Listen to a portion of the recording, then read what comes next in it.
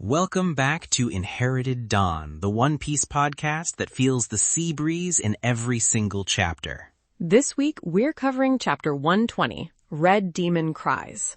And let me tell you, a duel that has lasted for 100 years just ended. But it didn't end with honor. It ended with a cheap shot, a betrayal, and the whole thing just feels wrong. The victor's celebration was cut short, and he immediately became a victim himself. It's a reminder that in the grand line, even the strongest can be pawns. Exactly. And we're going to be here every single week breaking down how these pawns eventually learn to stand up to the kings. If you want to be right there with us for the whole journey, make sure your feed is set to follow ours. You won't want to miss what comes next. Let's begin. The chapter opens right where we left off. The volcano on Little Garden has just erupted, signaling the end of the daily duel. And we see it, the full page spread. It's devastating. Brogy's axe is buried deep in Dory's chest. Dory, the blue demon, is down. He's defeated. After 100 years of fighting to a draw every single day, he's finally lost. The panel itself is so powerful. Oda frames it from behind Dory, so we're looking up at Brogy, who looks just as shocked as we are. Dory's massive body is collapsing, the impact shaking the very ground. You can feel the weight of this moment. 100 years of history ending in a single brutal blow. It's the kind of panel you just stare at for a minute, the sheer scale of it. And my first thought wasn't, wow, Brogy won. It was, oh no, something is terribly wrong, because this isn't how it was supposed to end. It was supposed to be a draw or a clean, honorable victory. This feels stained. It feels dirty. But the infuriating part is we know why. We saw Mr. 3 and Miss Golden Week rig the fight in the previous chapter. Dory drank the explosive-laced rum, weakening him just enough for Brogy's blow to be decisive, a blow that on any other day for the last 100 years would have been blocked or matched. And Luffy sees it too, or at least he feels it. He's absolutely furious. He's not celebrating the end of the fight. He's not marveling at the strength of the giants. He's screaming, his face contorted in pure rage, wanting to know who interfered, who weakened Dory. He knows this wasn't a real victory. That's such a crucial part of his character, isn't it? We saw it with Don Krieg back in the East Blue. Luffy doesn't care about tricks or strategies if they violate the spirit of a fight. He respects strength and honor above all else. A duel is sacred to him. The outcome is less important than the integrity of the fight itself. He saw these two giants as the pinnacle of that ideal. 100%. He was fine watching them fight to the death every day because it was on their terms. It was their fight.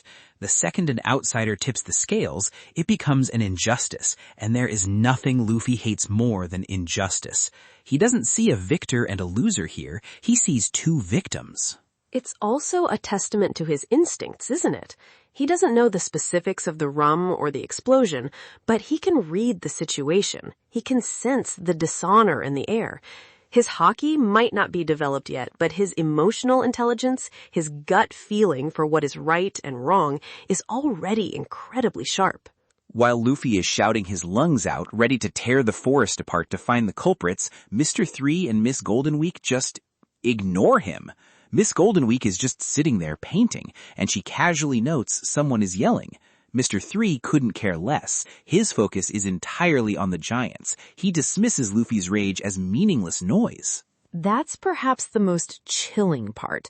They hear this raw, primal scream of fury, and it doesn't even register. It's like a fly buzzing in the distance. It shows the fundamental disconnect between their worldview and Luffy's. Of course he doesn't care. Guys like this don't operate on the same wavelength. They don't understand honor, so they can't understand why Luffy is so enraged. To Mr. 3, a fight is just a problem to be solved in the most efficient way possible. The ends justify the means, and the end he wanted, one giant defeated and the other distracted, has arrived. Luffy's anger is just an illogical emotional outburst to him. And what's truly heartbreaking is Brogy's reaction. He's not gloating. He's not standing over his friend triumphantly. He's on his knees, weeping, with tears of pure joy streaming down his face. He screams, "I won, Dorry! I finally won!" He thinks he finally achieved the victory he sought for a century. He's celebrating the end of a friendly, century-long rivalry. He has no idea his victory is a lie. It's so tragic. Oda builds up this beautiful, simple bond between these two warriors. They fight every day, but they're best friends. They laugh and drink together. Their fight is their life, their connection. And then he just has Baroque Works tear it down from the inside out.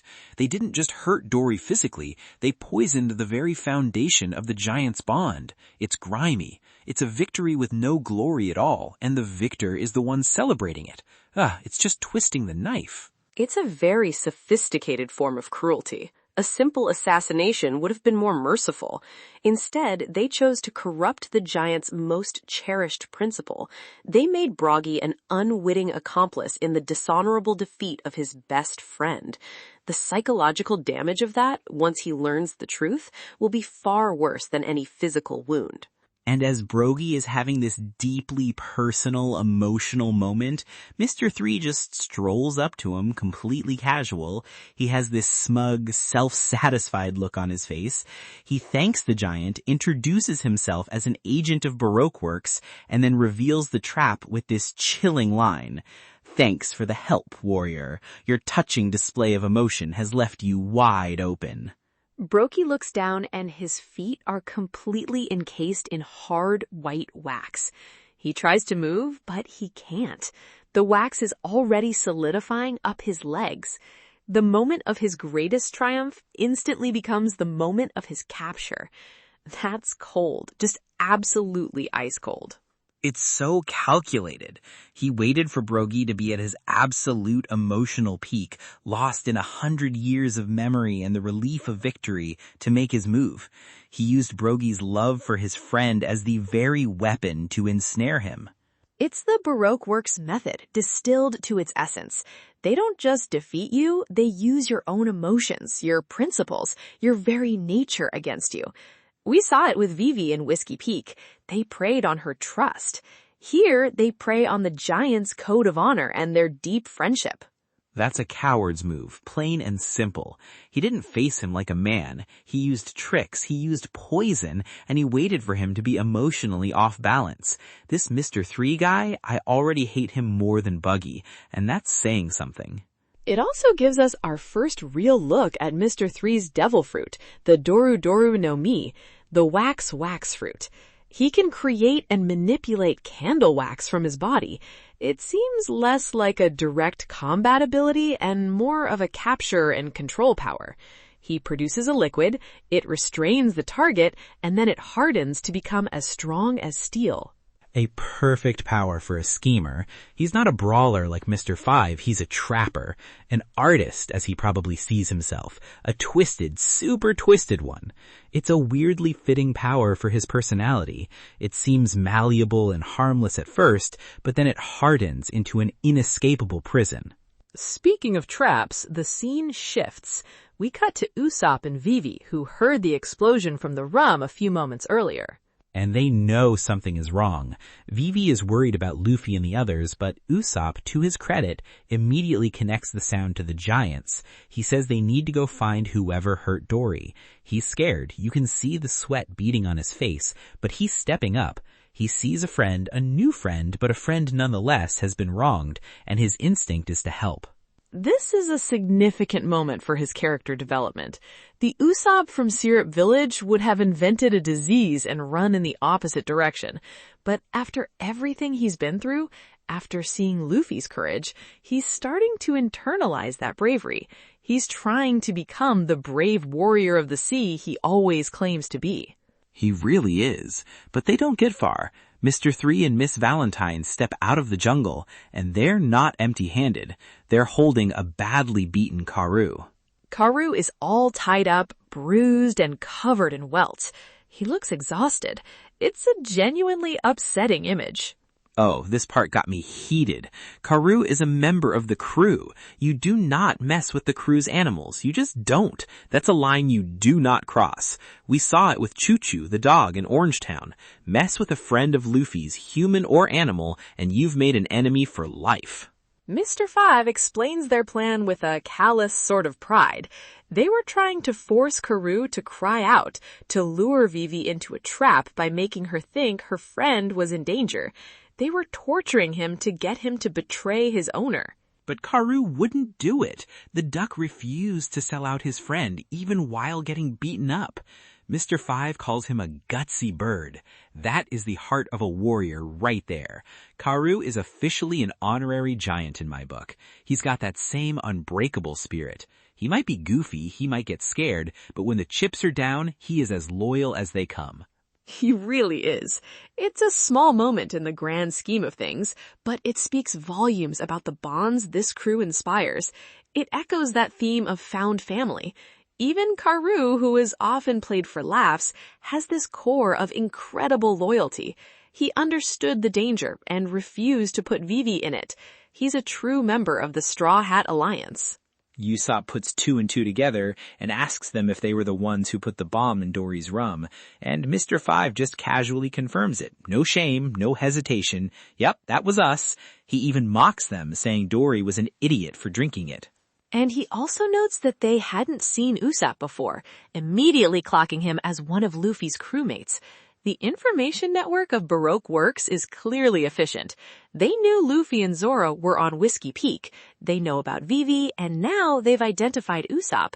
They seem to have dossiers on their targets. And that's all Usopp and Vivi need to hear. The confirmation. They don't hesitate.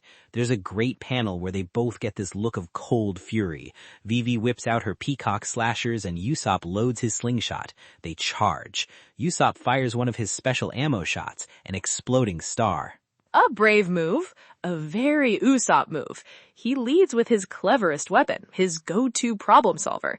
He's not trying to run. He's taking the fight to them. But it does absolutely nothing. The exploding star hits Mr. Five square in the face and detonates, and he just stands there, completely unharmed, smoke wafting off of him. Because, as we remember from Whiskey Peak, he's a bomb man. His body is made of explosives. Firing an explosive at him is like throwing water at a fish. It's a completely nullified attack. It's a terrifyingly direct counter to Usopp's entire fighting style at this point. Mr. Five's power is the Bomu Bomu no Mi. He can make any part of his body explode without harming himself.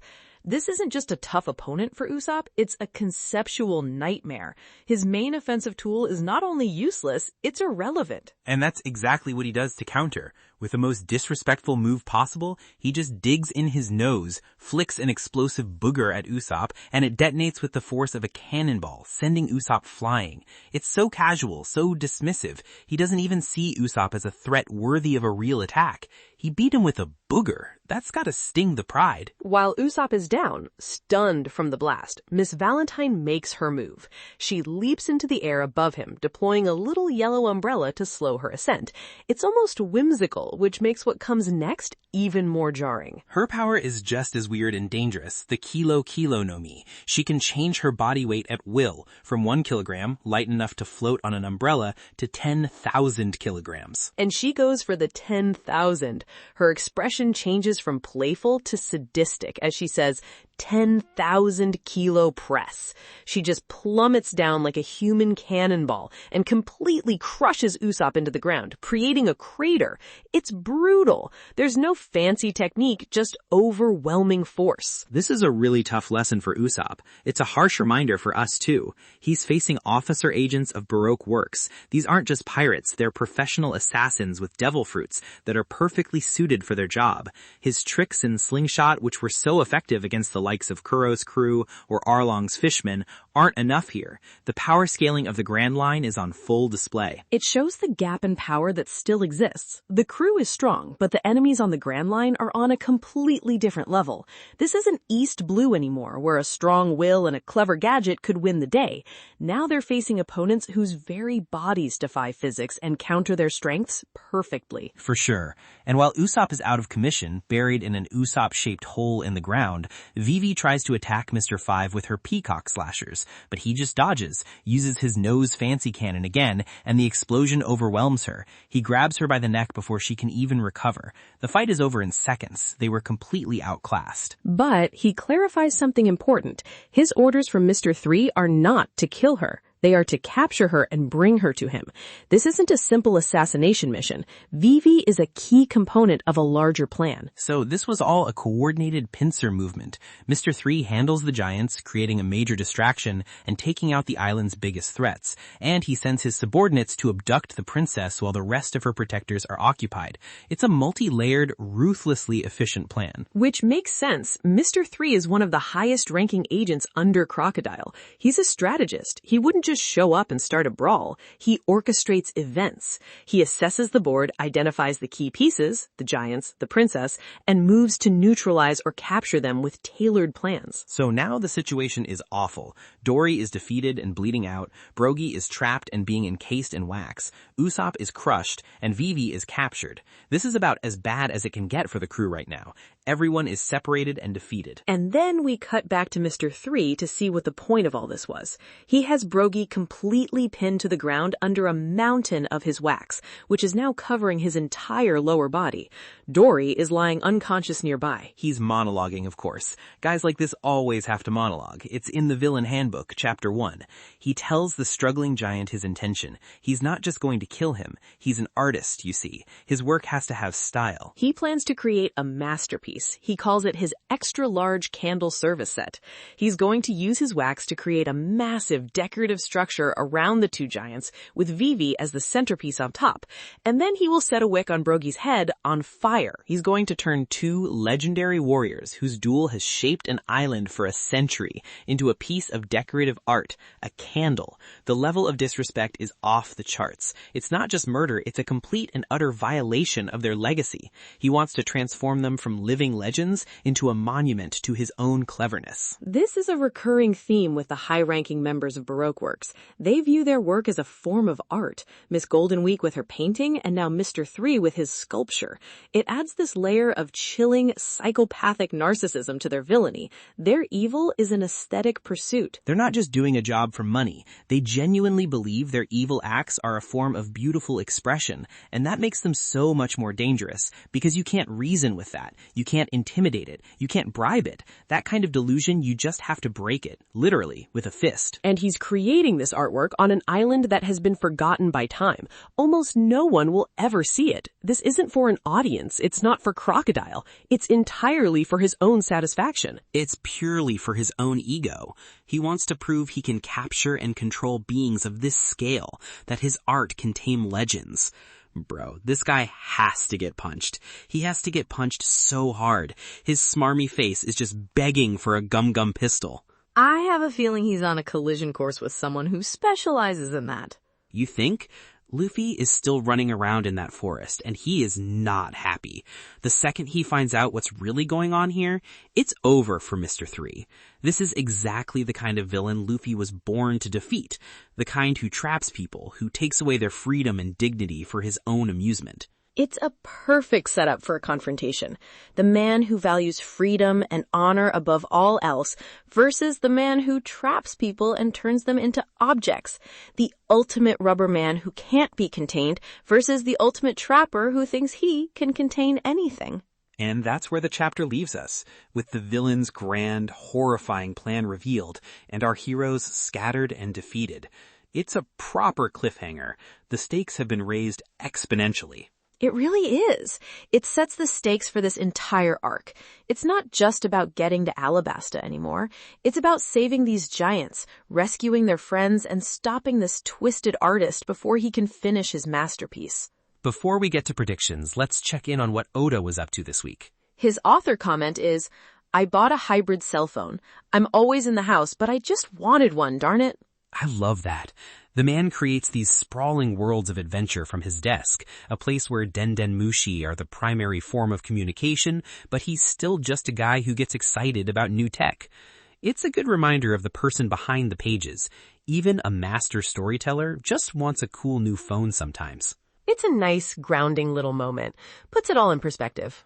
All right, let's talk about what's next. Mr. 3 is he might be the slimiest villain we've met so far.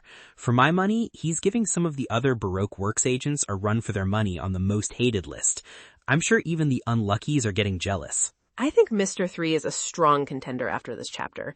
His cruelty is so personal and condescending. For sure. Okay, predictions for chapter 121. I'll go first. My first prediction is that Luffy finds them. He's been raging in the forest, following the sound of the fight. I think he's going to stumble upon Mr. 3's art installation in progress, and he is not going to react well. He won't even need an explanation. He will see his friends captured, the giants being desecrated, and he will just attack. The fight is on. That seems very likely. He's the emotional core of the crew, and right now he's a storm of righteous anger looking for a target.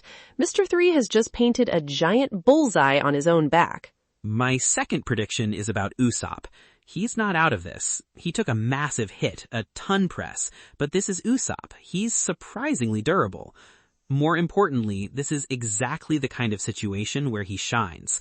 He's going to come to, see Vivi captured, see what's happening to the giants he just befriended, and his brain is going to go into overdrive. I predict he uses some kind of clever trick or a new kind of ammo, maybe a fire-based one, to cause a distraction or mess with the wax somehow.